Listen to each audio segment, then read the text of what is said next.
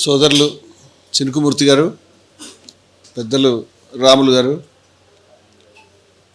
చంద్రకుమార్ గారు, మా సోదరులు విజయశంకర్ స్వామి గారు, మాస్టర్జీ గారు, వెంకటదాస్ గారు, ప్రజా సంఘాల నాయకులందరికీ కూడా నమస్కారం చెప్తూ, నేను ఇదే హాల్లో కొన్ని నెలల క్రితం సోదరుడు స్కైలాబ్ బాబు చొరవతో ఒక రౌండ్ టేబుల్ సమావేశానికి వచ్చాను. ఆ రౌండ్ టేబుల్ సమావేశానికి వచ్చినప్పుడు నేను బాధితుడిగా రాలేదు, ఖండించడానికి వచ్చాను.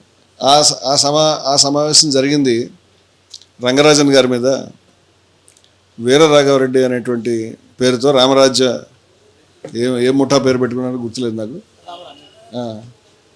రామరాజ్య ముఠా ఏదో ఆ పేరు మీద యూనిఫారాలు వేసుకుని చాలా గౌరవనీయుడైన చిలుకూరు బాలాజీ ఆలయానికి అంతటి ప్రతిష్ట తీసుకొచ్చినటువంటి గొప్ప ప్రతిభ విద్వత్తు కలిగినటువంటి, ఇంకా చెప్పాలంటే సామాజిక న్యాయం పట్ల కూడా కొంత అభిరుచి కలిగినటువంటి వ్యక్తి పైన ఎవడో అప్పటిదాకా చరిత్ర కూడా తెలియనటువంటి, అతని పేరు అంతకుముందు ఎవరు వినలేదు, చాలా అమానుషంగా ఇంట్లో చొరబడి ఆ ఇంట్లో ఆయనని చాలా హింసలకు గురి చేసి ఈడ్చి ఆయన గుండెల మీద కూర్చొని కొట్టి తన్ని ఆయనని బాధలు పెడుతూ ఒక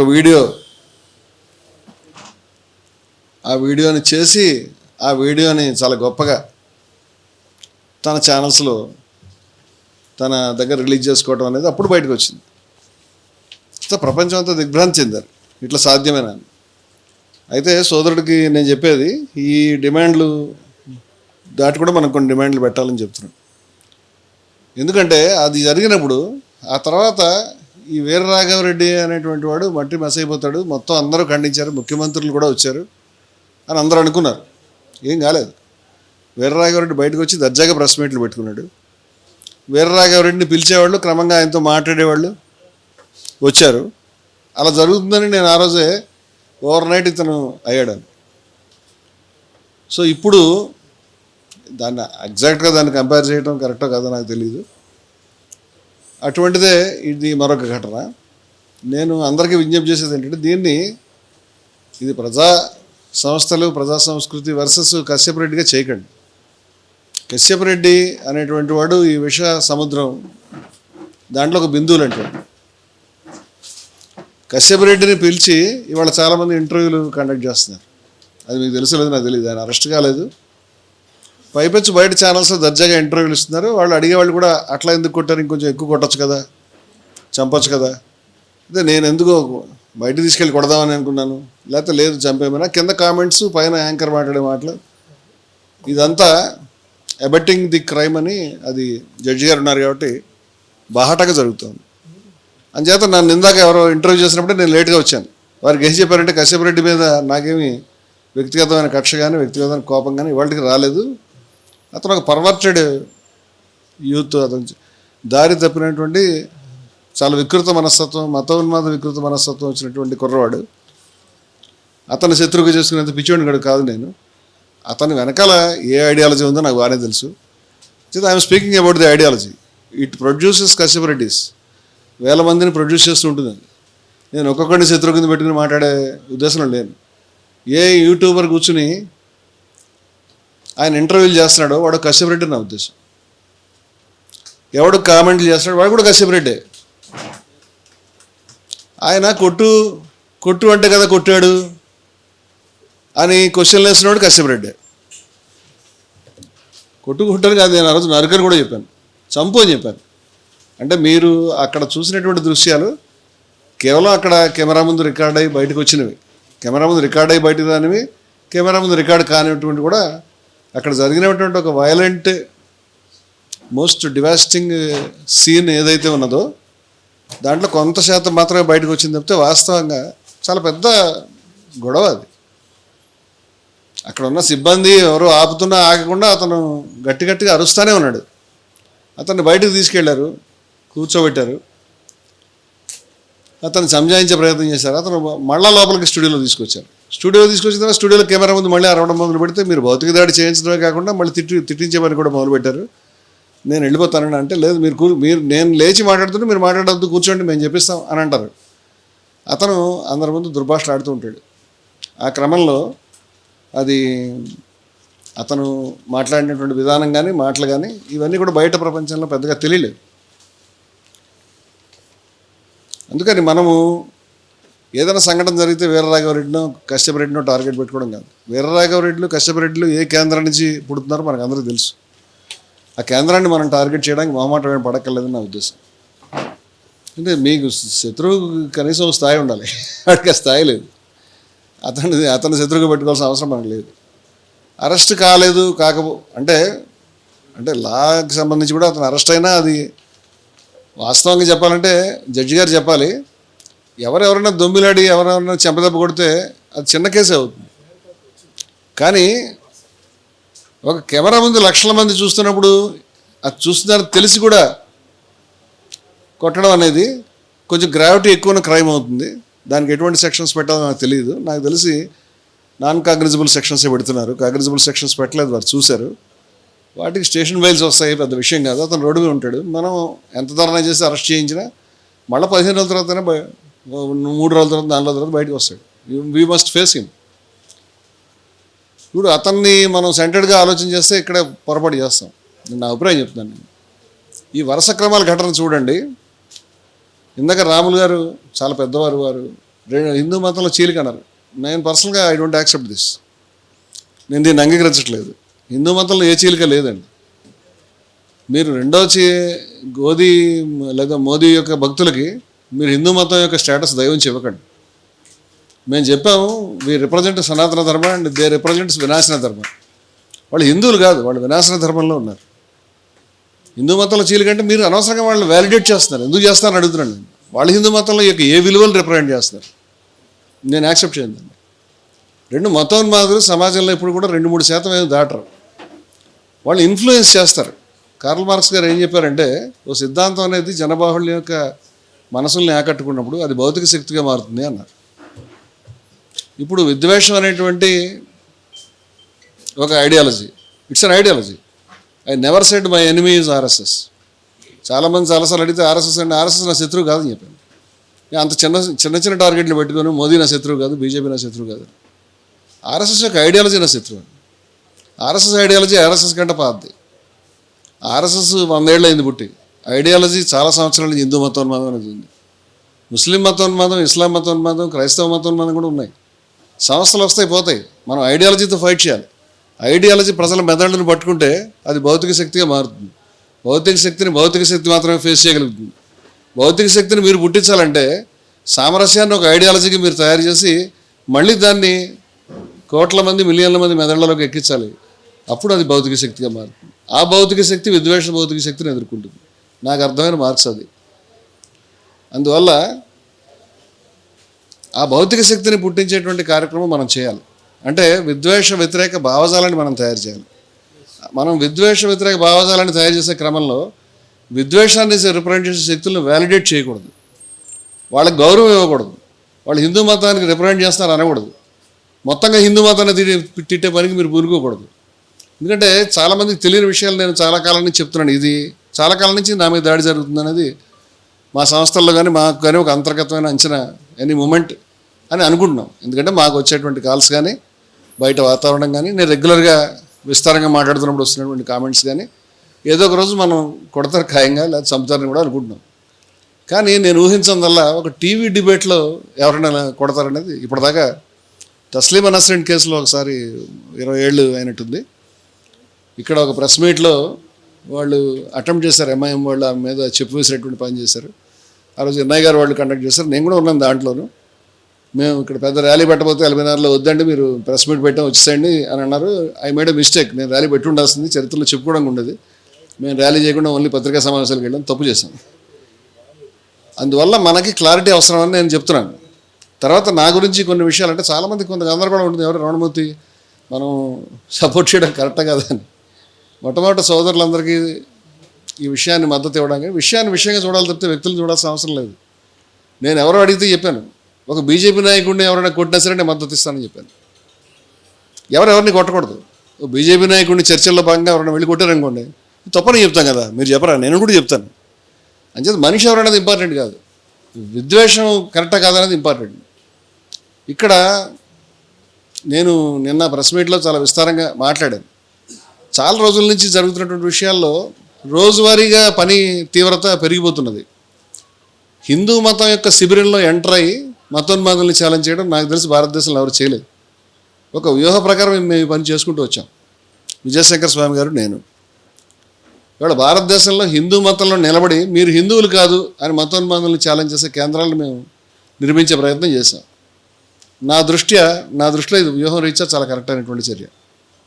ఈ పని చాలామంది ఏమంటారంటే రమణమూర్తి గారు చాలా మారిపోయాడు, గడ్డం కూడా పెంచాడు అని. గడ్డం పెంచలే, పెరిగింది. నేనేం మారలేదు. విజయ విహారం పత్రిక నడిపినప్పుడు లేదా అంతకుముందు కనీసం 40-45 సంవత్సరాల నుంచి నేను ఉద్యమంలో ఉన్నాను. ఈ కాలం అంతట్లోనూ నా జీవితంలో దాదాపుగా ఇప్పుడు నేనేం మాట్లాడుతాను అదే సూత్రాలు కట్టుబడ్డాను తప్పితే ఏ రకమైన డీవియేషన్ లేదు. చాలామంది దాన్ని గుర్తుపట్టకపోతే నా తప్పు కాదు, నేను మారింది ఏమి లేదు. ఇక్కడ నేను చెప్తున్నటువంటి విషయం ఏమిటంటే నేను ఇవాళకి కూడా ఏ ఒక్క మతానికి కట్టుబడిన మనిషిని కాదు. మా సంస్థల్లో మతం పట్ల నిషేధం కూడా ఉండేది. ఎవరైనా ఒక మత కార్యక్రమంలో పాల్గొంటే మేము నోటీస్ ఇచ్చేవాళ్ళం. అలాంటి వాళ్ళం మేము. హేతు జిజ్ఞాస అనేటువంటిది మేము అనుసరించే నియమాల్లో చాలా ముఖ్యమైనది. నేను చాలా చోట్ల చెప్పాను నేను భక్తుడిని కాదని. ఇంకా భక్తి కళా సమ్మేళనాలు నిర్వహించి దానికి అధ్యక్షత వహించి చెప్పాను.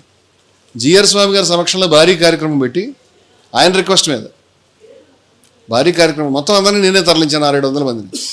అన్ని రకాల మత పెద్దల్ని కూడా ఆయన పక్కన, ఇవన్నీ షరతు మొదటే పెట్టిన తర్వాత ఆయన మీరు అధ్యక్షత వహించండి అని చెప్పాడు నాకు క్రితం రోజు. బాగుండదండి, నేను గుడికి వెళ్ళేవాడిని కాదు, దండం పెట్టేవాడిని కాదు, నాకు దేవుడు ఉన్నాడని నేను ఎక్కడ చెప్పలేదు, దేవుడు లేడని కూడా చెప్తూ ఉంటాను నా వరకు. అట్లాంటప్పుడు నేను అధ్యక్షత వహిస్తే బాగుండదేమో. లేదంటే మీరు కొన్ని విలువలకు కట్టుబడినటువంటి ఒక ఋషి వంటి వారు, మీ సంస్థలో కొన్ని నియమాలు నేను చదివాను, బాగున్నాయి, మీరే అధ్యక్షత వహిస్తే బాగుంటుందని నేను అనుకుంటున్నాను. నేను కంట్రోల్ చేస్తాను, మీటింగ్ని నేనే మొబిలైజ్ చేస్తాను అంటే కంట్రోలర్నే అధ్యక్షుడు అంటారు, మీరు అధ్యక్షత వహించండి, నా మాట వినండి అని ఆయన చెప్పాడు. అన్నిసార్లు ఆయన చెప్పడంతో నేను అధ్యక్షత వహించాను. అధ్యక్షత వహించిన సభలో శైవము, ద్వైతము, అద్వైతము సమస్త శాఖల నుంచి కూడా తీసుకొచ్చాం.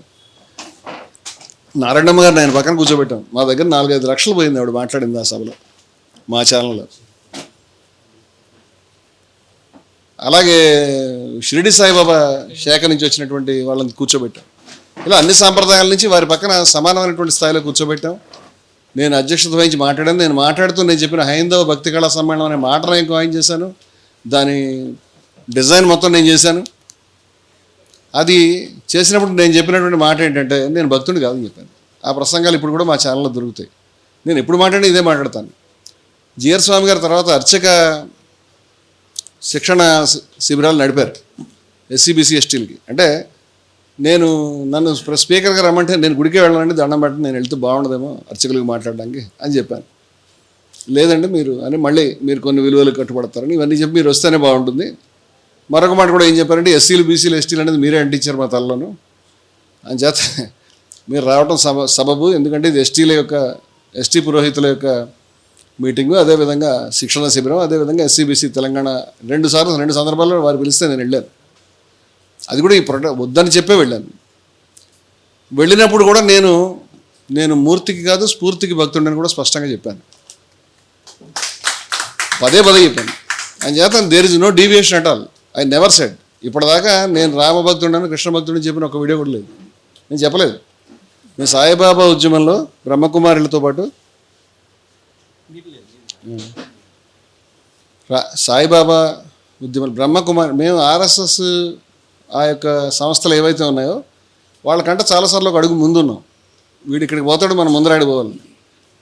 అంచేత వాళ్ళు మతోన్మాదం ఏం చేస్తుందంటే మొట్టమొదట ఆ మతానికి హాని చేస్తుంది. చాలామందికి ఈ విషయం పట్ల క్లారిటీ లేదు. పాకిస్తాన్ ఎందుకు ఏర్పాటు చేశారంటే ముస్లింల యొక్క రక్షణ గురించి ఏర్పాటు చేశారు. అక్కడికి ఏర్పడిన తర్వాత పాకిస్తాన్లో ఆల్మోస్ట్ 80% మసీదుల మీదను, దర్గాల మీదను, చివరికి దర్గాలు అయితే 100% అని చెప్పచ్చు. అన్నిటి మీద దాడులు జరిగినాయి, బాంబు దాడులు జరిగినాయి.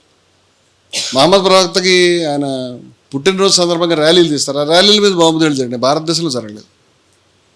నువ్వు ఎక్కడ పెట్టావు అక్కడ మొదలేదు. ఎందుకు అంటే నువ్వు ఎవడ ముస్లిం కాదు డిఫైన్ చేయడం మొదలు పెడతారు. మొట్టమొదటి అహ్మదీల్ని ముస్లింలు కాదని వాళ్ళ మీద ద్వేషించి వాళ్ళ సమాధుల్ని కూడా తవ్వి బయట పారేశారు. కబ్రస్థానం నుంచి తవ్వి వాళ్ళ మసీదుల మీద దాడి చేసి మసీదు అని పేరు పెట్టడానికి వీల్లేదండి. తర్వాత నెక్స్ట్ టార్గెట్ అహ్మదీస్, తర్వాత షియాసు, తర్వాత హజారా షియాసు, తర్వాత బరేల్వీసు, ఇట్లా వరుసగా నాకు దానిపైన స్టడీ ఉంది. నా దగ్గర సుమారు 5-6 షెల్ఫ్ల మెటీరియల్ ఉంటుంది ఒక పాకిస్తాన్ మీద. నేను రాశాను, వేల పేజీలు రాశాను. అయితే ఇది నేను చెప్పాను, ముస్లిం మతం ఇస్లాంకి హాని చేసిందని చెప్తున్నాను నేను. హిందూ మతానికి హాని చేయడం తర్వాత మాట. అదేవిధంగా హిందూ మతోన్మాదం అనేది మొట్టమొదట ముస్లిమ్స్కి మరెవరికి హాని చేసే మాట దేవుడికి మొట్టమొదట హిందూయిజాన్ని నాశనం చేస్తుంది. ఎందుకంటే హిందూయిజానికి వ్యతిరేకమైన విషశక్తి అది. ప్రతి మతంలో పనికొచ్చే విషయాలు ఉన్నాయి, పనికిరాని విషయాలు ఉన్నాయి. ప్రతి మతంలో గొప్ప విషయాలు ఉన్నాయి, లోపాలు ఉన్నాయి. ఏ మతం పర్ఫెక్ట్ కాదు, ఏ మతం పనికిరాంది కాదు. మతాలను ద్వేషించడం చాలా తప్పు. మతం వేరు, మతోన్మాదం వేరు అని నేను 25 సంవత్సరాల నుంచి రాస్తున్నాను. నా సిద్ధాంతం అది. మతం వేరు, మతోన్మాదం వేరు. మతాన్ని నాకు లేదు, నేను మతస్థుడిని కాదు అనుకునే వాళ్ళు 1,000,000 మందికి ఒకళ్ళో ఇద్దరు ఉంటారు. ఈ ఒకళ్ళో ఇద్దరిని పట్టుకుని మీరు మతోన్మాదంతో యుద్ధం చేయలేరు. వాళ్ళంతా కలిపితే భారతదేశంలో 200-300 మంది వస్తారు. వాళ్ళు ప్రెస్ క్లబ్లో మీటింగ్ పెట్టుకుంటారు, కానీ మతోన్మాదం మీద యుద్ధం చేయలేరు. మీరు మతోన్మాదం మీద యుద్ధం చేయాలంటే you must approach religious people. మతస్థుల దగ్గరికి వెళ్ళాలి. మతాన్ని ద్వేషించి మతోన్మాదం ఒకే కట్ట కింద కడితే చాలా తప్పు అవుతుంది. చాలామంది మిత్రులు చేసే తప్పు ఇదే. వాళ్ళు మతాన్ని మతోన్మాదం రెండు కలిపి కింద కట్టి మతం ఎలాగైనా తప్పే అని, మతం ఉన్నంతసేపు మతోన్మాదం రాక తప్పదని విచిత్రమైన సిద్ధాంతాలు చేస్తూ ఉంటారు. దానివల్ల మతస్థులకి వెళ్ళే దారి లేదు. మనం అన్ని దారులు మూసేవాడు అటే వెళ్తాడు. మేము ఇంకో దారి తెరిచాం. మతం వేరు, మతోన్మాదం వేరు అని. మతం అనేది తప్పేం కాదు. దాంట్లో నోబెల్ వాల్యూస్ చాలా ఉన్నాయి. ప్రతి మతంలో ఉన్నాయి. క్రిస్టియానిటీలో ఉన్నాయి, ఇస్లాంలో ఉన్నాయి, హిందూ మతంలో ఉన్నాయి. ప్రతి మతంలోనూ పనికిరాని విషయాలు ఉన్నాయి. ఆ మతం అనేది గతంలో ఉన్నట్టు ఇప్పుడు లేదు. ప్రతి మతం సంస్కరణ ద్వారా మారుతూ పరిణామం చెందుతూ ఉంటుంది. ఇవాళ ఉన్నట్టు రేపు ఉండదు. హిందూ మతం మారింది గతంలో కంటే ఇప్పటికి, అలాగే ఇస్లాం మారింది, క్రిస్టియానిటీ మారింది, భవిష్యత్తులో కూడా మారుతుంది. ఆ మతం యొక్క పరిణామం, మతంలో సంస్కరణ అనేది ఆ మతస్థులు చేసుకోవాలి, బయట వాళ్ళు చేయలేరు. బయట వాళ్ళు చేస్తే కనుక గుడ్డు బయట నుంచి పగల కొడితే పగిలిపోతుంది, లోపల నుంచి పగల కొడితే పిల్ల వస్తుందని చెప్పినట్టుగా లోపల నుంచి వస్తే ఫలవంతమైనటువంటి మార్పు వస్తుంది. మేము లోపల మార్పు గురించి ప్రయత్నం చేస్తున్నాం.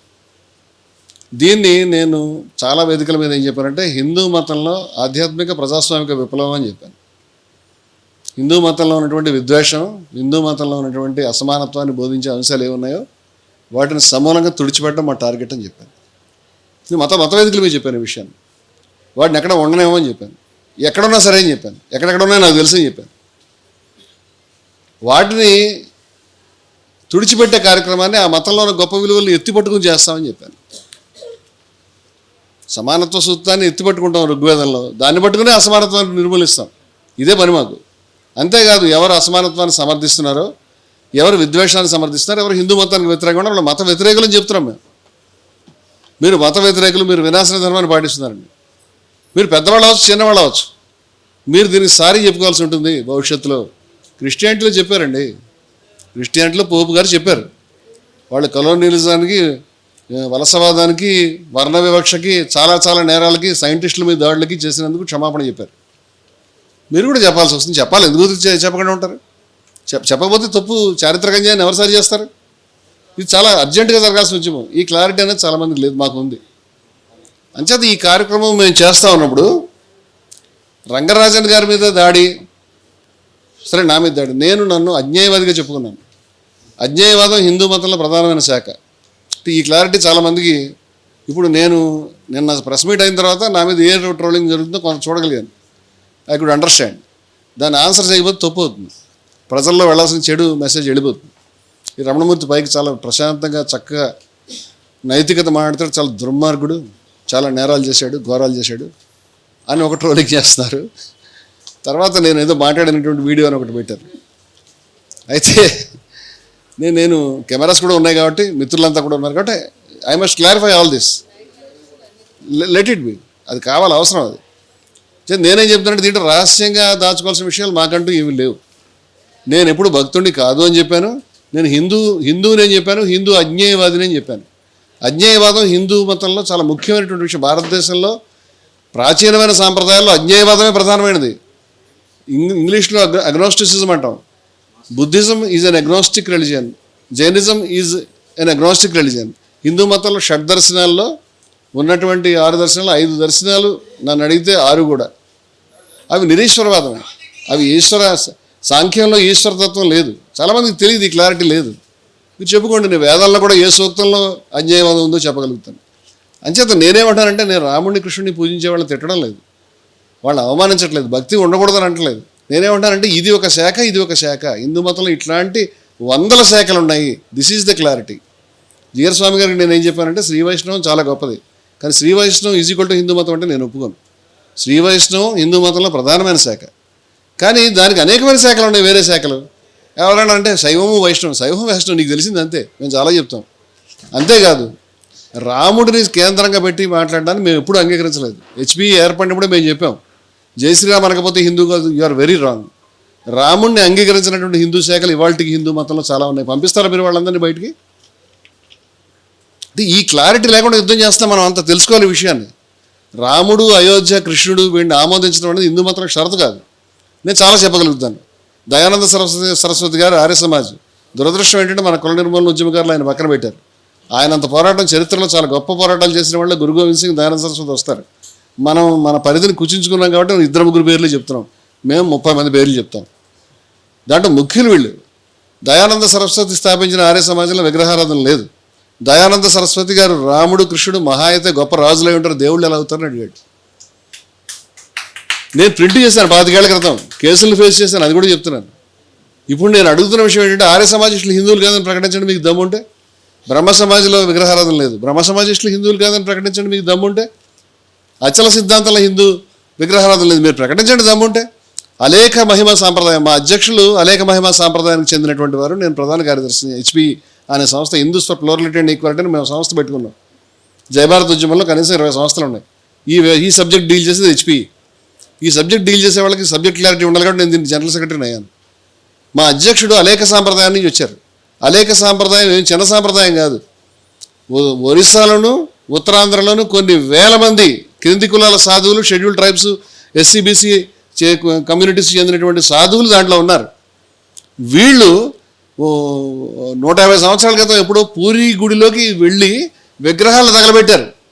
పూరి చిన్నది కాదు, పూరి చాలా ప్రధానమైనటువంటి సెంటర్. ఎందుకంటే కులాన్ని పాటిస్తున్నారండి, వాళ్ళ కులం పట్ల అంత వ్యతిరేకత ఉంది. అంబేద్కర్ మనుస్మృతి తగలబెట్టడం కంటే నాకు తెలిసి ఇది 1000 రెట్లు ఎక్కువ ఇంపాక్ట్ ఉన్నటువంటి విస్ఫోటం. బట్ నోబడి రికార్డెడ్ ఇట్, ఎవరికి తెలియదు ఈ విషయం, ఎవరు మాట్లాడరు. మీరు హిస్టరీని చాలా చిన్నది చేశారు. మీరు మొత్తం దీపాలన్నింటి తీసేసి మొత్తం ఈ రెండో పెట్టారు. చాలా తప్పు మీరు చేసింది, నా ఉద్దేశం చెప్తున్నాను. అలేఖ సాంప్రదాయంలో పాటించే కఠినమైన నియమాల్ని భారతదేశంలో ఏ ఆధ్యాత్మికమైన హిందూ పాటించడం నేను అనుకుంటున్నాను. మా అధ్యక్షులు వారు 45 సంవత్సరాలు సాధువుగా ఉన్నారు, 45 సంవత్సరాలు భిక్షాటనలో సన్యాసిగా ఉన్నారు. ఆయన స్కూల్కి వెళ్ళలేదు. ఆయన ఒరిస్సా మనిషి, షెడ్యూల్ ట్రైబు. ఆయన స్కూల్కి వెళ్ళినటువంటి వాడు కాదు. ఆయన మాతృభాష ఒరియా. ఆయన చెప్ప తీసుకుని వాళ్ళ గురువు వెంబడి చిన్నప్పుడే ఈ గురువుని ఫాలో కమ్మని ఫ్యామిలీస్లో ఇచ్చేస్తారు. ఆ సంప్రదాయంలో చేర్చితే ఆయన 45 సంవత్సరాలు భిక్షాటనలో ఉన్నాడు. ఆ భిక్షాటన కూడా ఎటువంటి భిక్షాటన? మీరు బాగా భోజనం పెట్టారంటే మీ దగ్గరికి వెళ్ళి తినకూడదు, బయట నిలబడి తినాలి, వర్షం వచ్చినా ఎండ వచ్చినా. తర్వాత హాఫ్ డేలో వెళ్ళిపోవాలి, ఇక్కడి నుంచి ఉండకూడదు. ఈ ఊర్లో సంచార జీవితం, ఎటువంటి నాగరికమైనటువంటి పద్ధతులకు వెళ్ళకూడదు, బస్సులు కార్లు ఎక్కకూడదు. You can't imagine that such people exist. వాళ్ళు నిజమైనటువంటి వైరాగ్యాన్ని, నిజమైన నిర్మోహత్వాన్ని, నిజమైన ఆధ్యాత్మిక విలువలు పట్టుకున్నారు. వాళ్ళు సమానత్వాన్ని పట్టుకున్నారు. వాళ్ళు గోచి పెట్టుకుని ఉంటారు, వాళ్ళు జుట్టు జట్టలు కట్టి ఉంటుంది, ఇంకా ప్రమోషన్ వస్తే నారబట్టలు కట్టుకుని వస్తారు. నేను మా సభలకు అలాంటి వ్యక్తులు తీసుకొచ్చాను. వాళ్ళు ఏ సభకి రారు, వాళ్ళు తీసుకురావడం అసాధ్యం. వాళ్ళు 1000 కండిషన్స్ ఉంటాయి, రారు కూడా. జయభారత్ మీద గౌరవంతో మేము మా హిందూ సమ్మేళనాలకు కానీ, మేము హిందూ ముస్లిం సమైక్యతకు కానీ అనేక సార్లు తీసుకొచ్చాను. వీడియోలు మా దాంట్లో ఉంటాయి. నారబట్టలు కట్టుకున్న సాధువులు అంటే చిన్న పీలిక ఉంటుంది, బట్ట కాదు అది. అటువంటి సాధువులు మేము తీసుకొచ్చాం. వాళ్ళు ఫర్ యువర్ ఇన్ఫర్మేషన్, వాళ్ళు రాముడిని, కృష్ణుడిని యాక్సెప్ట్ చేయరు. వాళ్ళు విగ్రహారాధన చేయరు. ఏం చేస్తారు? పంపించేస్తారు హిందూ మతం నుంచి. ఎంతమందిని పంపిస్తారని అడుగుతున్నాను నేను. ఎంతమందిని పంపిస్తారు? వాళ్ళు యజ్ఞాలు, యాగాలు చేస్తారు, వాళ్ళు ఉపనిషత్తులు చదువుతారు, అయ్యవైకుందరులు ఉన్నారు. వాళ్ళు విగ్రహారాధన చేయరు. వాళ్ళు అంగీకరించరు పురాణ సాంప్రదాయాన్ని. అరబిందో పురాణ సాంప్రదాయాన్ని అంగీకరించడు, మహానుభావ శక్తి పురాణ సాంప్రదాయాన్ని. నేను చెప్తాను మొత్తం అంత వివరాలు. కమాన్, ఎవడు మాట్లాడతాడు మాట్లాడండి. మీరు అనుకుంటారు హిందూ మతం, హిందూ మతం కాదు. హిందూ మతం అంటే రాముడిని మీరు ఫిక్స్ చేశారు. వాళ్ళు ఫిక్స్ చేస్తే మిగతా వాళ్ళు కూడా ఫాలో అవుతున్నారు. ఎందుకు ఫాలో అవుతున్నారు? రాముడిని నేను అగౌరవపరచట్లేదు, కృష్ణుడిని అగౌరవపరచట్లేదు. మరొక విషయం చెప్తున్నాను. ఇప్పుడు ఒక వీడియోని సర్క్యులేట్ చేసి రాముడిని, కృష్ణుడిని తిట్టాడని చెప్తున్నారు. అది చాలా చక్కగా, చాలా తెలివిగా. నేను ఆశ్చర్యపోతున్నాను. మా వీడియోలు 100,000 సంఖ్యలో ఉన్నాయి. మేము అసలు అన్నీ అప్లోడ్ చేసుకోలేదు. మా ఛానల్లో ఆ వీడియో పెట్టలేదు. అది 8 ఏళ్ల క్రితం. మా ఛానల్ గత 1.5-2 ఏళ్ళ నుంచి నేను సోషల్ మీడియాలో ఉన్నాను. అంతకుముందు ప్రింట్ మనిషిని, ఎంతసేపు పుస్తకాలు రాసుకుంటూ కూర్చునేవాడిని. అది ఎప్పుడో రికార్డ్ చేసిన వీడియో మా దగ్గర ఉండిపోయింది, దాన్ని మేము ఎక్కడ ప్రాపర్గా అప్లోడ్ చేయలేదు. ఆ వీడియోని నేను బహుశా కొన్ని వందల వేల సభల్లో మాట్లాడుంటాను. మా సామాజిక విప్లవం 80 అని, మా ఎస్సీ పోరాట వేదిక, మా బీసీ పోరాట వేదిక సభలో మాట్లాడినప్పుడు నేను 100 సార్లు రాముడి మీద ప్రస్తావన చేశాను. రాముడి చేతులకి ఎందుకు చెంబుకుడు రక్తం ఉందని అడుగుతామని చెప్పాను. తప్పే ఉంది అంటాను. చెప్తాం. చెప్పకూడదు, నువ్వెట్లా చెప్తావు? మేము చెప్తాం, కానీ మేము హిందూ మతాన్ని వ్యతిరేకించి కాదు, హిందువులుగా ఉంటూనే చెప్తాం ఈ మాట. అవన్నీ ఉత్తర రామాయణంలో. That is the problem. Problem ఎక్కడ వచ్చిందంటే నేను హిందువు నువ్వు కాదని చెప్తున్నాను. నేను హిందువు నువ్వు కాదని. ఆయన దాంట్లో ఏమి చూపిస్తున్నాడంటే, రాముడు సీతని అడవిలో వదిలిపెట్టేశాడు, కనీసం ఏమి ఆమె చెప్పని కూడా చెప్పలేదు. లక్ష్మణుడిని ఈమె తీసుకెళ్ళి అడవిలో వదిలిపెట్టి వచ్చాయని ఆమె చెవిలో చెప్పి, న్యాయ విచారణ చేయదలుచుకుంటే సీతకు కనీసం చెవులు నేను వదిలిపెట్టదలుచుకున్నాను అడవిలోను అంటే ఆమె బట్టలు చదువుకుని వెళ్ళేది ఏమీ లేదు. ఆమె చేతిలో ఏమీ లేదు, భోజనం లేదు, తిండి లేదు, వస్త్రాలు లేవు, ఏమీ లేవు. ఆమెకేమి చెప్పలేదు. ఆమె అడవిని చూస్తాను అన్నావు కదా, సరే వెళ్ళు అని లక్ష్మణుడిని ఇచ్చి పంపించి, లక్ష్మణుడికి ఆమెను వదిలేసి వచ్చేసే వెనక్కి అని చెప్తే, అమ్మ నేను వెళ్ళిపోతున్నాను, నా అన్నగారు అదే చెప్పారు, నేను వెళ్ళిపోయాడు. ఇది మోస్ట్ క్రూయల్ యాక్ట్ అది. ఇది పుస్తకాలు అలా ఉంది. దీన్ని బాబాసాహెబ్ అంబేద్కర్ విమర్శించాడు, ఇంకా చాలామంది విమర్శించారు. ఏం చేద్దాం ఇప్పుడు? నేను ఇందాక ఛానల్ అడిగితే వేమన విమర్శించాడాయా, మృగము కలదు లేదని కొనుచు ఇది రమణి విడిచిపోయే రామవిభుడు, తెలివిలేనివాడు దేవుడు ఎట్లాయరా విశ్వదాభిరామ వినుడు వేమ అని రాశాడు. ఏం చేయాలి? తండ్రి మాట విని తల్లిని తెగటార్చని పరశురాముడివి కూడా రాశాడు. చాలా ఉంటాయి ఇలా. చాలామంది ఇప్పుడు వేమన అద్వైతానికి సంబంధించినటువంటి స్కూల్కి సంబంధించిన వాడు ఒక ఐడియా ప్రకారం, మరొక ఐడియా వేరే ఉంటుంది. నేను దీన్ని తీసుకుంటున్నాను. అద్వైతంలో దేవుడు లేడు, నువ్వే దేవుడు అవుతావు, అహం బ్రహ్మస్మి తత్వమసి అనేది మహావాక్యాలు. అంచేత ఇట్ గోస్ వెరీ డీప్. ఇది 10-15 నిమిషాల్లో డీల్ చేయాల్సిన సబ్జెక్ట్ కాదు. కానీ నేనేం చెప్తున్నానంటే, రాముడిని నేను విమర్శించాలనేటువంటిది ఆ రోజు జ్వాల అనేటువంటి మా మహిళా సంఘం యొక్క సమావేశం. వీళ్ళు ఎడిట్ చేసిన విషయం ఏంటంటే, నేను ఆ తర్వాత ఖురాన్కి మాట్లాడాను. ఖురాన్లో సూక్తాలు తీసి, ఖురాన్లో సూరాలని, ఆయతుల్ని తీసి, నువ్వు ఎట్లా చెప్తావు స్త్రీని ఆ విధంగా మర్మాంగాలు దాచుకోమని? మగాడు దాచుకోకూడదా? స్త్రీ ఒక్కతే దాచుకోవాలా? ఇది వివక్ష కాదా అని ఇవన్నీ మాట్లాడాను. స్త్రీ సేద్యభూమి అని ఎట్లా చెప్తావు? బైబిల్లో తీసి నువ్వు పక్కడముకు నిలిచి స్త్రీని తయారు చేశాను ఎట్లా చెప్తావు? వంకరగా ఉందని ఎట్లా చెప్తావు? ఇవన్నీ ప్రశ్నించాను నేను. దాంట్లో బౌద్ధాన్ని కూడా ప్రశ్నించాను. బుద్ధుడు స్త్రీలకి ఇవ్వమంటే దీక్ష వెంటనే ఇవ్వలే. అందరూ అనుకుంటున్నంత డెమోక్రటిక్ రిలీజియన్ అని నేను అనుకోను బౌద్ధాన్ని. నా ప్రాబ్లమ్స్ నాకు ఉన్నాయి, నేను చదువుతాను. బుద్ధుడు తీసుకోలేదు. ఆనందుడు బతిమాలితే తీసుకున్నాడు ఆడవాళ్ళని. తథాగతుడు తెచ్చినటువంటి జ్ఞానం పురుషులకైనా స్త్రీలకు కాదంటే అప్పుడు తీసుకున్నాడు. తీసుకున్న తర్వాత ఈ ధర్మం 1000 ఏళ్ళు ఉంటుంది, కానీ ఇప్పుడు వీళ్ళు వచ్చారు కాబట్టి 500 ఏళ్ళు అని చెప్పాడు. అంత బాధ ఏంటి తథాగతుడికి? నా ప్రశ్న. ఇదంతా వీడియోలో ఉంది. ఇప్పుడు నువ్వేం చేసావంటే, నేను ఖురాన్ని, అరే నీకు చాలా ఇష్టం కదా ఖురాన్ని, ఎవరైనా విమర్శించట్లే కదా నీ బాధ. ఖురాన్ని ధైర్యంగా, బైబిల్ని ధైర్యంగా, అన్నింటినీ ధైర్యంగా, మొత్తం సామాజికంగా జరుగుతున్న విషయాలు అన్ని చాలా సబ్జెక్టులు, దాంట్లో చిన్న పార్ట్ ఇది. దాంట్లో కేవలం రాముడి మీద రాసింది ఇలా కట్ చేసి ఈ రాముడు కృష్ణుడికి వ్యతిరేకం అని చెప్తున్నాడు. మొత్తం వీడియో పెట్టు, నీకు దమ్ముంటే. నీ దగ్గర ఉన్న మొత్తం వీడియో నువ్వు పెట్టు, మొత్తం వీడియో పెట్టు. నీకు తెలియదేమో ఈ భాగం ఉత్తర రామాయణంలో, శంభుకవధ ఉత్తర రామాయణం కాదు, మేము మిగతా రామాయణాన్ని యాక్సెప్ట్ చేస్తాం అనేటువంటి చాలామంది పెద్ద స్వాములు ఉన్నారు, గురువులు ఉన్నారు. తప్పే ఉంది దాంట్లో. దెర్ ఇస్ ఎ డిబేట్ అండి. అనేక విషయాల మీద 100 విషయాల మీద డిబేట్లు జరుగుతాయండి. హిందూ మతం అనేది ప్రశ్నల నిలయం. మా మతంలో ప్రశ్న ధిక్కారం ఒక భాగం. ఒక ఉపనిషత్తు పేరే ప్రశ్న ఉపనిషత్తు. కేనా ఉపనిషత్తు అంటేనే కేనా అంటే ఎందుచేతన, అది కూడా ప్రశ్నే. మేము ప్రశ్నల మధ్య ఉంటాం, మేము ప్రశ్నిస్తాం. అది హిందూ మతం యొక్క సాంప్రదాయం. కానీ ద్వేషించాం, దూషించాం, తిట్టాం. దీనికి తేడా ఉంది. దూషణకి విమర్శకి తేడా ఉంది. ఆయన ఎవరో మన ఇది పులుసు కారిపోయినట్టు లేకపోతే ఇంకోటి, ఆ వల్గర్ భాష నేను ఎప్పుడు వాడలేదు. ఆ వల్గర్ భాష వాడినప్పుడు నేను కూడా విమర్శించాను.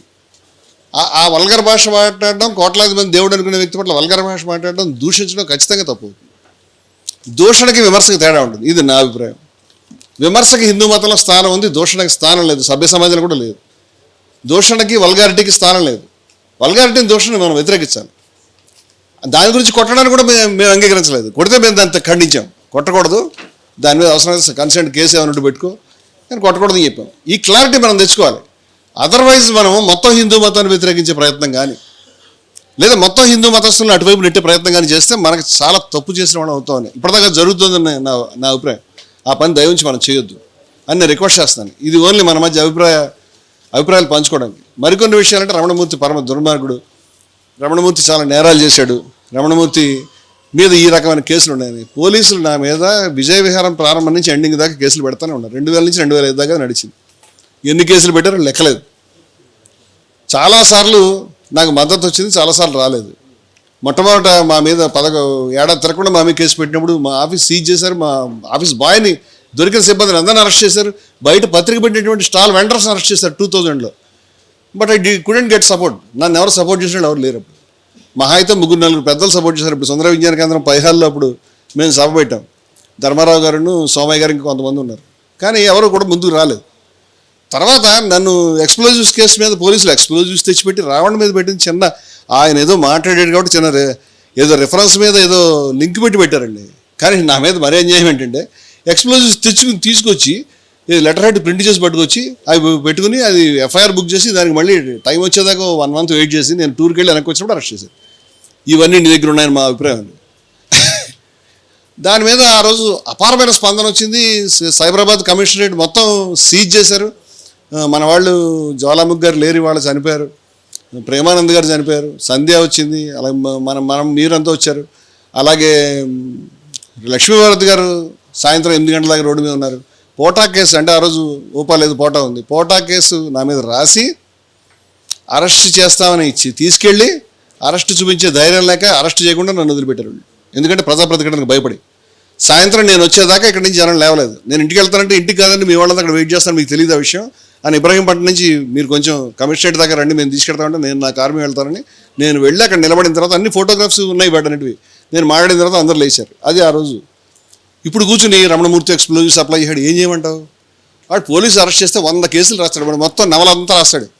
ఎన్కౌంటర్ అంటే వాడు మొత్తం స్టోరీ రాస్తాడు. ఏమైందంటే గోడ గురేసుకున్నాడు, ఆ తర్వాత అది విడిపడలేదు, నా దగ్గర తుపాకీ లాక్కుని కాల్చుకున్నాడు అని రాస్తాడు. ఏం చేయాలి? అది పట్టుకుని దాని మీద కేసు పెడతానంటే దానికి ఏమైనా ఉందా? ఇవన్నీ రాశారు. ఇవాళ కాదు, నిన్న కాదు, ఆల్మోస్ట్ 20 years వెనకాల కొట్టేసినటువంటి కేసులన్నీ పట్టుకొచ్చి ఇవాళ ఎవరికి తెలియనట్టు దాని మీద బోర్డులు పెడితే ఎవరికి ఉపయోగం రా? ఏం చేసుకుంటారు మీరు? What is this non sense? ఏం నాన్ సెన్స్ ఇది? ఆ కేసులు ఏమీ లేవు. ఆ కేసులను తీసుకుని ఆ కేసుల మీద సంతకం పెట్టిన పంచులు మేము తెల్లకాయతాల మీద పెట్టాము. పోలీస్ స్టేషన్కి వెడితే మేము వేరే గొడవ మీద తెలుగుదేశం పార్టీ సర్పంచ్ ఆ రోజు అధికారంలో ఉంది ఆ పార్టీ. నేను వెళ్తే ఎస్ఐ గారు ఎవరో చూసి ఇక్కడ కొంచెం సంతకం పెట్టింటే నేను పెట్టొచ్చాను. నాకు తెలియలేదు అసలు, నాకు నేనేమీ ఎక్స్ప్లోజివ్స్ చూడలేదు, పచ్చి అబద్ధాలు ఇవన్నీ ఆయన వచ్చి మర్నాడు ప్రెస్ మీట్లో చెప్పాడు. ఆయన రక్షణ గురించి నేను నా తిప్పలు పడాల్సి వచ్చిన తర్వాత నేనేమన్నానంటే ఈ కేసులన్నీ కొట్టేశారు. జడ్జి గారు చూసి వీటికి ఏ ఆధారం లేదని చించి అవతల పారేసి కొడుతూ అని చెప్పి పడేసిన తర్వాత నువ్వు 20 ఏళ్ల తర్వాత పుట్టుకొచ్చి రమణమూర్తి చేయండి, ఏం చేయాలి ఇప్పుడు? నన్ను ఏం చేయమంటావు? నాకు అర్థం కాలేదు ఈ విషయం. My stand is very clear. నేను I said I'm for democracy. నేను ఈక్వాలిటీ గురించి, డెమోక్రసీ గురించి, మతంలో ఎక్కడైనా సిస్టంలో దాని గురించే పనిచేస్తున్నాం. ఇప్పుడు దీంట్లో మరి మతంలో చాలా గొప్ప విలువలు ఉన్నాయండి. అవసరమే ఉంది, దాన్ని కాదనాల్సిన అవసరమే ఉంది. నాకు ఇష్టమే, ఉపనిషత్తులు నాకు ఇష్టం, నేను మాట్లాడుతున్నాను. మిగతా సాంప్రదాయాలు ఇష్టమే. మతోన్మాదం వేరు, మతం వేరు, మతస్థులు కలిసి రావాలని చెప్తున్నాను. ఇవాళ నేను రామనవమికి గెస్ట్ కింద వెళ్ళాను. వేలేరు గ్రామంలో హిందువులు ముస్లింలు కలిసి చేసుకున్నారు. అదొక గొప్ప విశిష్టత. హిందువులు ముస్లింలు బొట్లు పెట్టుకుని గుడి చుట్టూ తిరిగి ప్రదక్షిణలు చేసి, అదే ఆ ఊర్లో సాంప్రదాయం. షిరిడి సాయిబాబా వారి సాంప్రదాయం. మా చంద్రకుమార్ గారు ఉన్నారు. నేను షిరిడి సాయిబాబా యొక్క పెద్ద మొన్న మార్కాపురంలో సుమారుగా 5-6 వేల మంది అటెండ్ అయిన సభకి చీఫ్ గెస్ట్గా వెళ్ళాను. ఆ సభకి నేను చీఫ్ గెస్ట్గా వెళ్ళినప్పుడు వాళ్ళకి తెలుసు, నాకు తెలుసు నేను షిరిడి సాయి భక్తుడిని కాదు. నేను షిరిడి సాయి భక్తుడు అని చెప్పలే, కానీ షిరిడి సాయి విగ్రహానికి కాదు, షిరిడి సాయి విప్లవానికి భక్తుడిని నేను. ఆ ఫిలాసఫీ ఆయన ఏదైతే చెప్పాడో, కులాలు ఉండొద్దు, అంతరాలు ఉండొద్దు, అందరూ మంచి సామరస్యంగా అదే కావాలి ఇండియాకి. ఇవాళ మేము మాట్లాడుతున్నాం. ఆయన అది షిరిడి అనేది మాలపల్లె, అది గ్రామమే కాదు అసలు. అది రహతా అనేటువంటి గ్రామానికి ఒక మాలపల్లె. అది ఆయనకు తెలియదా? ఒక మాలపల్లిలో ఒక సాధువు అక్కడ కూర్చుని నువ్వు మొత్తం మొన్నటిదాకా తలుపులు మూసావు. విఠోబా టెంపుల్ తలుపులు ఎప్పుడు తెరిచారు? పూరి టెంపుల్ ఎప్పుడు తెరిచారు? తిరుపతి టెంపుల్ ఎప్పుడు తెరిచారు? మధురై ఎప్పుడు తెరిచారు? కంచి ఎప్పుడు తెరిచారు? గురువాయూరు తెరిచారు? లెక్కలు చెప్పండి చెప్తాం. 1947లో బయ్యా సూర్యనారాయణమూర్తి గారు సత్యాగ్రహం చేసేదాకా తిరుపతి టెంపుల్ ఎవరు తెరవలేదు. కక్కన్ గారు సత్యాగ్రహం చేసేదాకా మధురై టెంపుల్ ఎవరు తెరవలేదు. ఇవన్నీ మొన్న జరిగినాయి. అవేవి లేని రోజుల్లో ఈ మహనీయులు ఆ కింది కులస్తులకి ఆధ్యాత్మికతను అందించారు. మతంలో చెడిపోకుండా కాపాడుకున్నారు. నువ్వు ఇవాళ వచ్చి మతాన్ని రక్షిస్తాను ఆయన తిడతావా? ఇంకోళ్ళు ఎవరన్నా తిడతావా? ఇవాళ మేము చెప్తున్నాము, రామాయణంలో చాలా గొప్ప విలువలు ఉన్నాయి. నేను మాట్లాడుతున్నాను ఆ విషయాన్ని. ఏ గొప్ప విలువలు ఉన్నాయో, గొప్ప విలువలు లేని దగ్గర లేవనే చెప్తాను. అది నా అభిప్రాయం. అది అక్కడ సందర్భాన్ని అవసరాన్ని బట్టి చెప్తాం. ఎక్కడికి వెళ్ళాం, ఏ డయాస్ మీద ఉన్నాం, ఏం మాట్లాడుతున్నాం, అక్కడ అవసరమైన సబ్జెక్ట్ ఏది మాట్లాడతాం. కానీ అవసరమైన సబ్జెక్ట్ మనం మాట్లాడలేం కదా. అక్కడ జరుగుతున్నటువంటిది కులానికి సంబంధించినటువంటి సమావేశాలు, కుల సమానతకు సంబంధించిన సమావేశాలు వచ్చినప్పుడు ఖచ్చితంగా ఆ కులం యొక్క వేళ్ళు ఆధ్యాత్మికమైన శాస్త్రాలు ఎక్కడున్నాయో అన్ని చోట్ల పీకమని చెప్పాడు అంబేద్కర్. గాంధీ కూడా చెప్పాడు ఈ మాటలు, చాలామంది తెలుసలేదు. మనుస్మృతిని గాంధీ 10 ఏళ్ళు ముందే వ్యతిరేకించాడు. అంటే వీఆర్ ఆల్ మిస్టేకన్. నారాయణ గురు చెప్పాడు, మేము పీకే పని చేస్తున్నాం కాబట్టి మాట్లాడతాం. అక్కడ నువ్వు ఆ కటింగ్ పట్టుకొచ్చి దానికి వ్యతిరేకం అంటే నేను భక్తి ఉంది, నేను భక్తుడు నేను ఇప్పుడు చెప్పాను, నీకు చెప్పలేదే. భక్తుడు కాకుండా హిందూ మతంలో ఉండవచ్చు, అజ్ఞేయవాదిగా కొనసాగవచ్చు, అచలవాదిగా కొనసాగవచ్చు, అనేక సాంప్రదాయాల్లో కొనసాగవచ్చు. రావణాసుడు కూడా ఈ భారతదేశంలో గుళ్ళునే తెలియదు. మీకు తెలుసుకోండి ఈ విషయాలన్నీ కూడా. మీరు ఒక మోసలో పోద్దామని ఒక దేవుడు, ఒక పుస్తకం, ఒక సిస్టంలో మీరు తెద్దామని చూస్తాను. మేము యాక్సెప్ట్ చేయం దాన్ని. మేము రాముడి యొక్క నిజమైన స్ఫూర్తి మేము మాట్లాడతాం. అసమానత ఉన్న విషయాలు మాట్లాడడం. నేనుగా చాలామంది విమర్శించారని చెప్తున్నాను. నేను చాలామంది పెద్దలు దాని మీద విమర్శలు చేస్తున్నారు. సో అందుకని ఈ క్రమంలో ఖచ్చితంగా అసలు సమస్య ఇది కాదు. అసలు సమస్య రాముడు కాదు, అసలు సమస్య ఆధ్యాత్మికత కాదు, అసలు సమస్య రమణమూర్తి బహుశా కులం, అవి కూడా సమస్యలు కాదు. అసలు సమస్య అయోధ్యలో జరిగినటువంటి దొంగతనం. ఆ దొంగతనం ఇవాళది కాదు, ఈరోజు జరిగింది కాదు. అది చాలామంది ప్రస్తుతం మనని మోసం చేస్తున్నటువంటి విషయం ఏంటంటే, రంగరాజన్ గారి మీద ఎటువంటి దాడి చిలుకూరు బాలాజీ టెంపుల్ మీద జరిగిందో అటువంటిది అయోధ్యలో మనకి ఆలయ పూజారిని చంపేశారు. అయోధ్య ఆలయ పూజారి. మన వాళ్ళకి తెలుసుకోవాలి విషయాన్ని. ఒక విషయం పదే పదే ఎందుకు రిపీట్ చేయాల్సి వస్తుందంటే చాలా చోట్ల వాళ్ళు అదే పని చేస్తారు. నువ్వు కూడా రిపీట్ చేయాలి, ప్రజలకు అర్థం కాదు రిపీట్ చేయకపోతే. ఈయన ఎవరు? అయోధ్య ఆలయ ప్రధాన పూజారి. ఈయన ఏం చెప్పాడు? మీరు రావద్దని చెప్పాడు. ఆ రోజు మీరు డబ్బులు ఎప్పుడు 89-90లో 89-90లో మీకు పశ్చిమ జర్మనీ నుంచి 2 కోట్లు వచ్చాయని చెప్పాడు. బ్యాంకులోకి వెళ్ళి చెక్ చేస్తే దొరుకుతుందని చెప్పాడు విహెచ్పికి. అదేవిధంగా బంగారు ఇటుకలు ఉన్నాయని చెప్పాడు, వెండి ఇటుకలు ఉన్నాయని చెప్పాడు. అదేవిధంగా టాటా బిర్లా దాల్మియా డబ్బులు ఇచ్చారని చెప్పాడు. ఎప్పుడు చెప్పాడు? 89-90లో. ఇప్పటికే 40 సంవత్సరాల క్రితం నుంచి జరుగుతున్నటువంటి దోపిడీ. ఎవరైనా చెప్తున్నారా? ఒక పత్రికలో ఈ వార్తలు రాస్తున్నారా? ఇలా రాయాలి. ఇంకో విషయం, విహెచ్పికి రామజన్మభూమి ఉద్యమానికి ఉన్న సంబంధం ఏంటని అడుగుతున్నాను నేను. వాళ్ళకి చాలా కష్టంగా ఉంది ఈ విషయం, మీకు తెలియదు ఈ విషయం. విహెచ్పి వాళ్ళు మేము డిబేట్కి పోతే కాంగ్రెస్ ఆయన మీరు ఒక గుడి కట్టారా అని. ఎప్పుడు కట్టాడు నేను తెలుసుకుందామని అడుగుతున్నాను. మోడీ గారు ఎప్పుడు గుడి కట్టాడు? ఎక్కడ కట్టాడు? ఆర్ఎస్ఎస్ ఎప్పుడు కట్టింది? I want to know. ఈ పెద్ద మనిషి చెప్పాడు 100 ఏళ్ళ వాళ్ళ చరిత్రలో ఎప్పుడు వాళ్ళ గుడి కట్టలేదు. ఆర్ఎస్ఎస్ గుళ్ళు కట్టదు. ఇంకో విషయం చెప్తున్నాడు, అయోధ్య రామాలయ ప్రధాన పూజారి ఏం చెప్పాడు? విహెచ్పి వాళ్ళు ఆర్ఎస్ఎస్ వాళ్ళు ఇప్పుడు మా గుళ్ళోకి రాలేదని చెప్పాడు. వాళ్ళు గుళ్ళోకి రారు. వాళ్ళు గుళ్ళకి వెళ్ళే భక్తులు కాదు. వాళ్ళు భక్తులే కాదు. వాళ్ళు దీన్ని రాజకీయం చేయదలుచుకున్నారు. వాళ్ళు వెళ్ళదలుచుకున్నప్పుడు ఈయన ఆపదలుచుకున్నాడు. అందుకు నేను హత్యకు గురయ్యాడు. మీరు యుద్ధం చేస్తే సమగ్రంగా చేయాలి. చరిత్ర చెప్తే మొత్తం చెప్పాలి. రంగరాజను హిందూ మతానికి వారసుడు, ఈయన హిందూ మతానికి వారసుడు, మా విజయసాగర్ స్వామి హిందూ మతానికి వారసుడు, మా హెచ్పి నేను హిందూ మతానికి వారసులు. మీరు కంటిన్యూగా స్ట్రీమ్. ఇంకా చాలా పేర్లు వస్తాయి దీంట్లో. ఈ 89-90లో ఈయన చెప్పిన తర్వాత ఈ పెద్ద మనిషి, ఈయన ఇన్కమ్ ట్యాక్స్ అడిషనల్ జనరల్ ఆయన ఏం చెప్పాడంటే అయోధ్యకి, అవధ ప్రాంతానికి, మీ విహెచ్పి వాళ్ళ అకౌంట్లో చాలా డబ్బులు ఉన్నాయి, నాకు సరిగ్గా లెక్కలు చెప్పట్లేదు, కొంచెం కరెక్ట్గా లెక్కలు వేయండి, మాకు అనుమానంగా ఉంది విషయం అని. వెంటనే ఈయన మీద ఇప్పుడు రమణమూర్తి మీద జరిగిన ట్రోలింగ్ లేదు ఆ రోజుల్లో, ఇంటికి వెళ్ళి చేశారు. చంపేస్తాం ఏమనుకుంటావు నువ్వు అని. ఏమనుకుంటావు? నిన్ను చంపేస్తాం ఏమనుకుంటావు? ఇష్టమే అని ప్రధానమంత్రి ఇంటి ముందు వెంటనే ధర్నా చేశారు. ఇట్లా నోటీస్ ఇస్తారా విహెచ్పికి అని. చివరికి ఈయన్ని ట్రాన్స్ఫర్ చేశారు, సస్పెండ్ చేశారు. అదృష్టవశాత్తు చనిపోలేదు వాళ్ళ చేతుల్లో. అలాగే ఈయన జ్ఞానదాస్ గారు, ఈయన కూడా హనుమాన్ గడి అనేటువంటి గొప్ప అయోధ్యలో ఉన్నటువంటి గుడికి మహంతీన. ఈ పెద్ద మనిషి చెప్తా ఉన్నాడు, ఇప్పుడు కాదు ఎప్పటి నుంచో గుడికి వీళ్ళు ఎలా అడ్డొచ్చారో చెప్పాడు. హిందువులు ముస్లింలు కలిసి ఎప్పుడు గుడి కట్టుకునేవారు. గుడి కట్టుకునే క్రమంలో ఎన్ని గుళ్ళని కూల్చారు వీళ్ళు, ఆ లెక్కలు కూడా మాట్లాడతాం మేము. వీరు Nirmohi akhara is the party. అయోధ్యలో విహెచ్పికి సంబంధం లేదు, బీజేపీకి సంబంధం లేదు. అసలు అయోధ్య సూట్ ఏదైతే ఉందో మీరు ఒకసారి, నేను మొత్తం జడ్జిమెంట్ ఎంత కాపీ ఉంది నాకు తీసుకొచ్చి చూపిస్తాను మీకు. అయోధ్య హైకోర్టు జడ్జిమెంట్లో 2010లో వచ్చినటువంటి జడ్జిమెంట్లో ఆ భూమి 2.7 ఎకరాల భూమి అండి. ఇది చాలా ఇంపార్టెంట్. ఇది దీన్ని 3 భాగాలు చేశారు.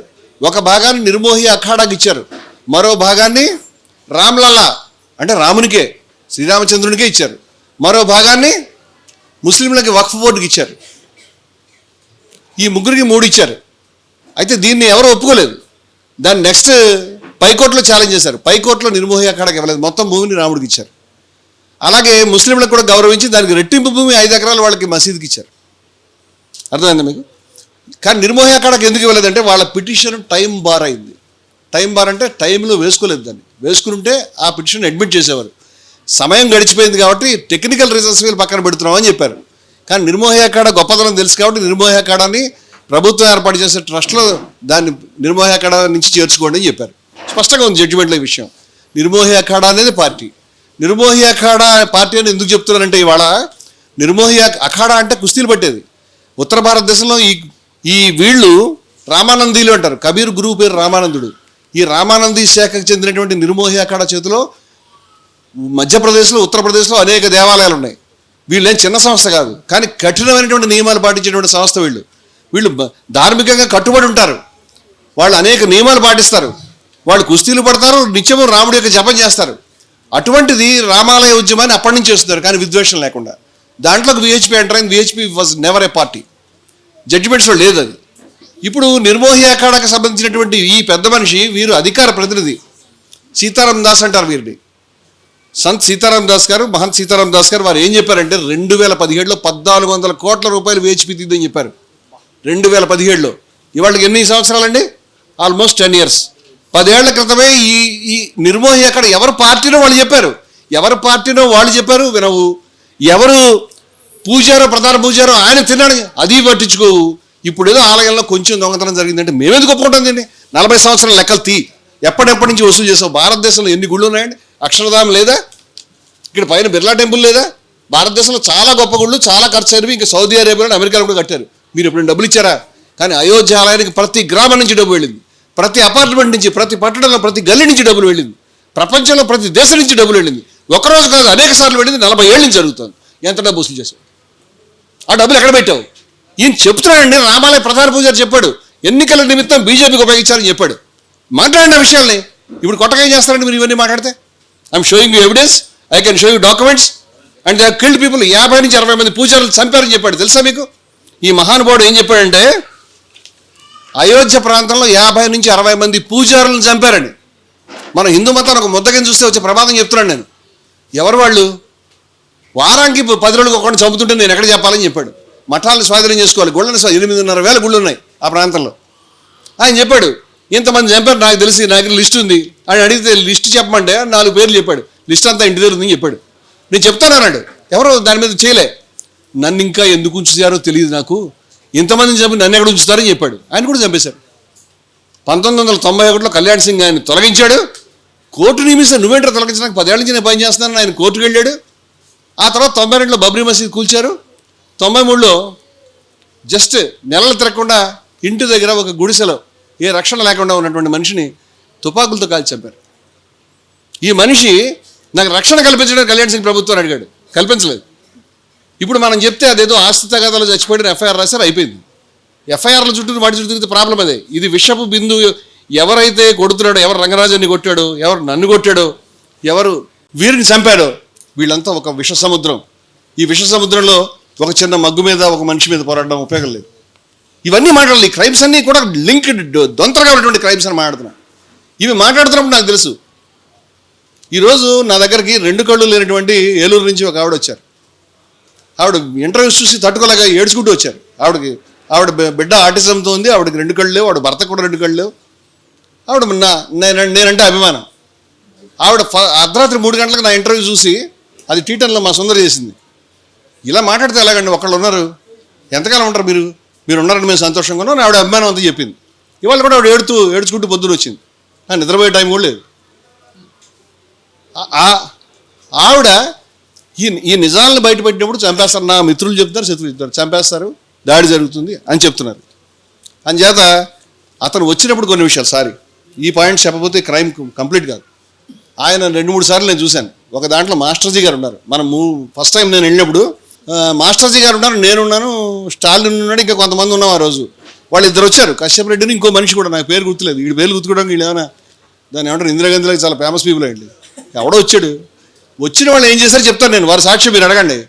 ఇలా చూపించి వేళ్ళు చంపేస్తాం, నరికేస్తాం మిమ్మల్ని అని చెప్పారు. టీవీ డిస్కషన్లో చెప్పారా లేదండి? నువ్వు చెప్పకూడదా అలాగా? మీ మోదీ గారు చెప్పాడు, గోవుకు సంబంధించి ఈ గో రక్షకులు అనేటువంటి పేరు మీద మీరు ఇలా హత్యలు చేస్తున్నారని తప్పని చివరికి మోదీయే ఖండించాల్సిన పరిస్థితి వచ్చి 80 మంది చంపారు, మీరు ఇంతమంది చెప్పారు, రకరకాల చంపారు, నేను లిస్ట్ అంతా చెప్పాను అని మోదీ గారు చెప్పారయా చంపొద్దని, భాగవత్ గారు చెప్పారయా ఇలా చంపకూడదని చెప్తే, మోదీ భాగవత్ మాకు టేకేదారులు కాదు, మేమే టేకేదారులం, మేము చంపేస్తామండి అని చెప్పారు ఒకసారి. తర్వాత వారు లేరు. రెండవ సందర్భంలో కూడా మేము గౌరక్ష సమితిని ముస్లింలు, క్రిస్టియన్లు, సిక్కులు, పెద్ద పెద్ద ముస్లిం పెద్దలు, క్లీన్ రికార్డు ఉన్నటువంటి పెద్దల్ని, ఖైరుద్దీన్ సూఫీ గారు 18,000 మసీదులకి మోజంలో ఆయన మాట వింటారు. ఆయన చాలా ఏమి రాజకీయాలకు తలొగ్గేవాళ్ళు కాదు, మతత్వ రాజకీయాలు లేనివాళ్ళు. నేను చూసే రికార్డులు మనుషులతో చేయగలుగుతాను. వారు, ఇనాయతుల్ బాక్రీ గారు, మేమంతా కలిసి ఈ సంస్థను ఏర్పరిచిన తర్వాత క్రైస్తవులు, ముస్లిం 40 మందిని తీసుకొచ్చాం, మఠాధిపతులు, ఆచార్యులు, గోవధ నిషేధించండి. వీడు గుంటలో పడ్డాడు. ఎందుకంటే గోవధ నిషేధించడం వీడు చేయడు, ఎవడు చేయడు. గోవధని నిషేధించడం అనే పేరు మీద ముస్లింస్ని గోవుని చంపుతారు వాళ్ళు అని చెప్పి వాళ్ళు టార్గెట్ చేసి హిందువులందరినీ విద్వేషం ఎక్కించి ఓట్ల కింద మార్చుకొని వాడు తాపత్రయం. ఇప్పుడు ముస్లింస్ వచ్చారని చెప్తే ఏమయ్యో చచ్చావు కదా, నువ్వు బ్యాన్ చేయన్నావు, ఈ దగ్గర ఏ వస్త్రాలు ఉంటాయి, ఇదే కశ్యప్ రెడ్డి ఆ రోజు ఆన్లైన్ ఉన్నాడు. ఆన్లైన్ ఉన్నప్పుడు మనం తిడుతున్నాడు, ఇలాగే బెదిరిస్తాడు వేలు చూపించి. కశ్యప్ రెడ్డి వీళ్ళ సన్మానం చేయవా, ముస్లిమ్స్ వచ్చి చెప్తున్నారు, నువ్వేదో నిజంగా గోవధని జరగకూడదని కోరుకుంటావు, నేను అనుకున్నాను తెలియక, నువ్వు చూడబోతే అలా కోరుకుంటే ఏమీ లేవు, గోవధ గురించి వచ్చిన ముస్లిమ్స్ నువ్వు తిడుతున్నావు, ఇదేం దారుణం అని మేము అడిగాం. ఇది వాస్తవంగా వాళ్ళు ఎలా ఇరుక్కుంటారో చూడండి, వాళ్ళకి విలువలు లేవు కాబట్టి. ఆ రోజు అదే బెదిరించాడు. ఆ మర్నాడు జరిగిన సంఘటన చెప్తాను, ఐ క్లోజ్, ఎందుకంటే వారు ఇచ్చిన టైం చాలా దాటుతున్నట్టుంది. ఆ రోజు ఆ సెషన్ స్టార్ట్ అయ్యే ముందు నేను 5 గంటలకు సెషన్ అయితే 5 గంటల 3 నిమిషాలకు ఇప్పుడు లోపలికి వచ్చాను. సీట్లో కూర్చుని ఆ మైక్ అది పెట్టుకుంటున్నాను నేను. ఆయన కూడా పెట్టుకుంటాడు, నా పక్కనే కూర్చుని ఉన్నాడు. ఈయన వచ్చాడు, నాకు ఆయన వస్తున్నాడు అప్పటిదాకా తెలియదు. అక్కడ ఎవరో ఒక సిబ్బందిలో ఒక మనిషి కొంచెం బొట్టుండి వైట్ అండ్ వైట్ వేసుకున్న ఆయన, ఏమండి మేము 15-20 ఏళ్ల క్రితమే బాబరీ అది రామజన్మభూమికి డబ్బులు ఇచ్చామండి, రసీదు కూడా ఇచ్చారు, లూటీ అంటే బాధ అనిపిస్తుందండి అన్నాడు. అని ఈయనతో అంటున్నాడు. ఈయన చెప్తున్నాడు, నేను సంభాషణ వింటున్నాను. తర్వాత ఏమన్నాడంటే, ఈయనేం చెప్పాడు అది ఫాలో కాలేదు. నెక్స్ట్ ఏమన్నాడంటే, నరికేస్తాం, చంపేస్తాం ఆవిడ అంటున్నాడు. నాకు అది నన్ను అంటున్నాడని అప్పుడు తెలియలేదు. నా పక్కన కూర్చుని అతను చెప్తున్న సిగ్నల్ అక్కడ ఎవరు నరికేసేవాళ్ళు ఎవరు లేరు, నాకు అప్పుడు తెలియదు. అతనంటే మాట చెప్తున్నా మీకు, ఆ మాట చెప్పాడు. తర్వాత ఈ మాట వినండి మీరు. తర్వాత అతను అన్నాడు, ఆ సిబ్బంది, ఇలా అనకూడదండి, టీవీ స్టూడియో ఇది, లైవ్ వస్తుంది, మీరు ఇక్కడికి వచ్చి నరుగుతాం చంపుతాం అనకూడదు. ఏం లేదు, హిందూ రాష్ట్రం వచ్చేలోగా అడ్డొచ్చే ఎవరినైనా సరే హిందూ రాష్ట్రం వచ్చే వరకు నరుకుతూనే ఉంటాం, చంపుతూనే ఉంటాం అని చెప్పాడు. నాకు అనిపించింది ఇతను చాలా ఒక సిస్టంలో వచ్చాడని. ఆ తర్వాత జరిగిన దుర్భాషలు సంభాషణల్లో ఆ కొట్టిన తర్వాత అతను మాట్లాడిన మాటల్లో అతను చాలా స్పష్టంగా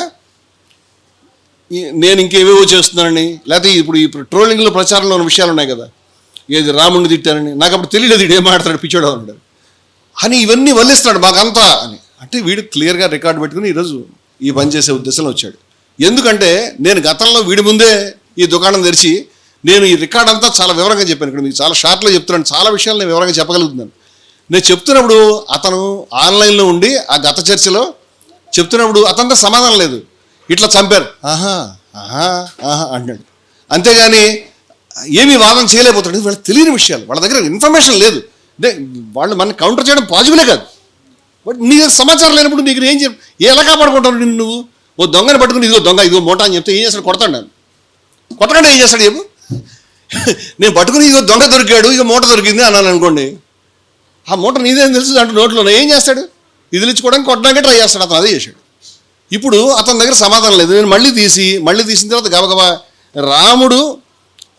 రాముడు మీద మోదీ మీద రాముడు చేరగలపడ్డాం. ఎంత అవమానకరమండి హిందువులకి. ఇవి గల్లీకి తీసుకెళ్ళాలేమో అనుకుంటాను వీళ్ళు చేసే మోసాన్ని. రాముడు మీద ఫ్లెక్సీలు ఎలా పెడతారండి? రాముడును మోడీ కలిసి ఫ్లెక్సీలు ఎలా పెడతారు? ఎలా యాక్సెప్ట్ చేస్తాం? ఎవరో ఒక ఆయన వీడియో పెట్టి సోనియా గాంధీ పట్ల అవి కూడా తీసేయి, మేమేమైనా కాంగ్రెస్ పార్టీ వాళ్ళమా? మేమేం అంటలేదే, తీసేయి, మాకు తెలియదు, అది తీసేయమని చెప్పు, దాన్ని కూడా కలపమండగలుగుతాం. మాకు ఎవరు మతాన్ని రాజకీయాల్లో ఉపయోగించుకోవడానికి వీలే లేదు. ఆ సబ్జెక్ట్ కూడా ఆ రోజు అదే, అందుకని నేను ఈ సబ్జెక్ట్ మాట్లాడాను. ఇదేమిటండి? ఇదేమిటి చెప్పండి? ఎక్కడన్నా ప్రపంచంలో జరుగుతుందా ఇది? క్రిస్టియన్ కంట్రీస్ ఉన్నాయని చెప్తున్నారు కదా, హిందువులకు ఒకటే కంట్రీ, క్రిస్టియన్లకు అన్ని కంట్రీస్ ఉన్నాయని. ఎక్కడన్నా క్రీస్తు ట్రంప్ మీద ఇలా జారగలు పడినట్టు ఫోటో చూస్తామా మనం? ఎవడన్నా పెట్టుకుంటాడా? మార్గరెట్ థాచర్ మీద జారగలు పడినట్టు, లేకపోతే మరి ఎవడో జెలెన్స్కీ మీద అలా ఉండదు కదా, అలా ఉండదు కదా. మనకేం కర్మ? రాముడు మోదీ మీద ఆలంబన కోసం జారగలు పడ్డా? ఇంత అవమానకరమైన బొమ్మలు వేస్తారు మీరు. ఇది హృదయాలను గాయపరచ. ఇది చెప్పానండి నేను ఆల్రెడీ. మీరు కావాలంటే లైవ్ చెక్ చేసుకోవచ్చు. ఇది అయిన తర్వాత దాడి జరిగింది. ఇది చెప్పిన తర్వాత ఇంకేం దాడి ఉంది? ఓకే, మాకు సంబంధం లేదు, దాడి ఎవడో నెట్లో పెట్టాడు, right, I will show you. BJP నాయకురాలు, అక్కడ పేరు చెప్పలే, కరంతలాజే అని ఆవిడ, యడ్యూరప్ప గారి టీంలో ఆవిడ, కర్ణాటక ఆవిడ, తన ట్విట్టర్లోనే ఏంటోనో పోస్ట్ చేసినటువంటిది, రాముడికి మోదీ దారి చూపిస్తున్నాడు. ప్రపంచానికి మార్గదర్శకుడు దేవుడు అండి, ప్రపంచ విశ్వభరుడు ఆయన, విశ్వానికి సమస్తానికి నడిపిస్తాడు ఆయన, విశ్వచాలకుడు, విశ్వంభరుడు. అటువంటి రాముడికి మోదీ గారు దారి తప్పిన పిల్లాడికి చూపించినట్టుగా అయోధ్యకు తీసుకెళ్లేటువంటి దారి చూపిస్తున్నాడు. ఎంత ధైర్యం అండి మీకు, ఎంత ధైర్యం! ఇటువంటివి, ఈ మాట నేను చెప్పాను, చిట్ట చివరన ఇది చూపించాను. ఇది మీకు అందరికీ తెలుసు. నేను పేరు చెప్తాను, మీరు రాసుకోండి. 11/5/2026 ఆంధ్రజ్యోతి, నెట్లోకి వెళ్తే వస్తుంది. ఇది మొన్న ఆయన హైదరాబాద్ వచ్చినప్పుడు ఆయనకి ఇచ్చారు. 11 మే 2026 ఆ రోజు ఆంధ్రజ్యోతిలో వచ్చినటువంటి బొమ్మ. ఇదే వివాదానికి కారణం. దీంట్లో విశ్వరూప ఫోటో, నేను ఆ రోజు ప్రింట్అవుట్ చూపించలేదండి, డైరెక్ట్గా నా దగ్గర ప్రింట్ కాపీ ఉండే, నేను ఇంకా ప్రింట్ మనిషినే.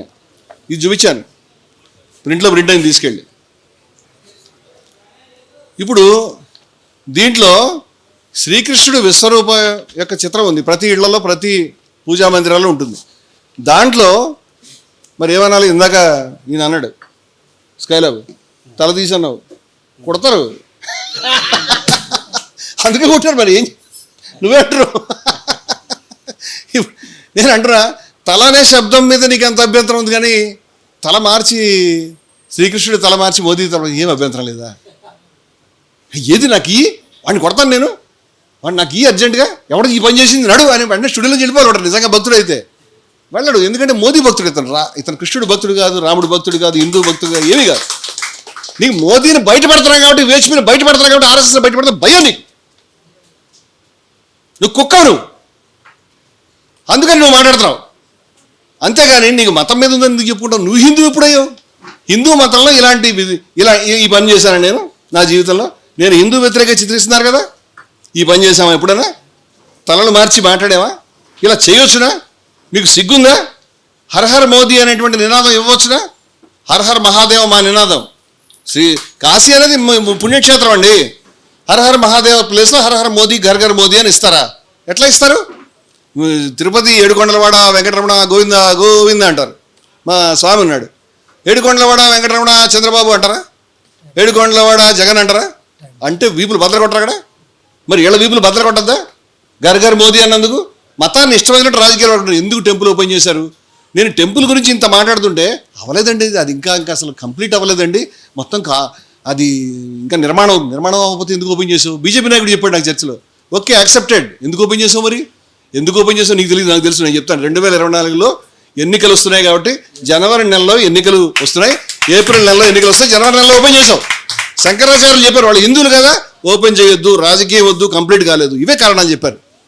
నేను హిందూ మతాన్ని కొందరు దుర్మార్గులు రాజకీయాలకు వాడే ప్రయత్నం చేస్తుంటే, హిందూ మతంలో 2 శాఖలు వచ్చినాయి, చీలికలు వచ్చినాయి, కొంత వాళ్ళకి హిందువులంటే గుర్తింపు మీరు ఇవ్వకండి, ప్లీజ్ ఇవ్వకండి వాళ్ళకి.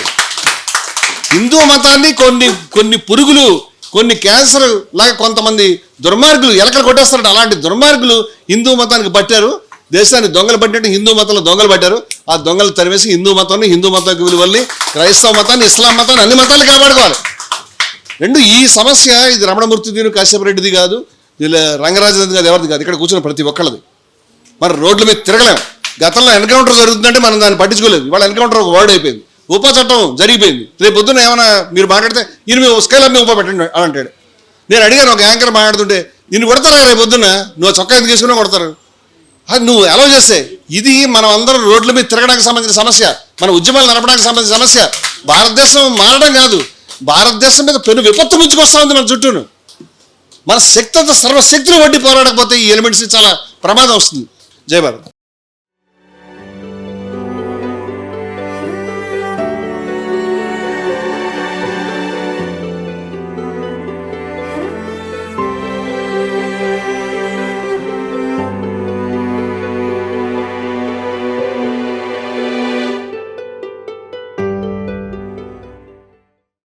మీ ఆలోచనల్ని మరింత సంపద్వంతం చేయగల ఈ పుస్తకాల్ని మీరు చదివారా?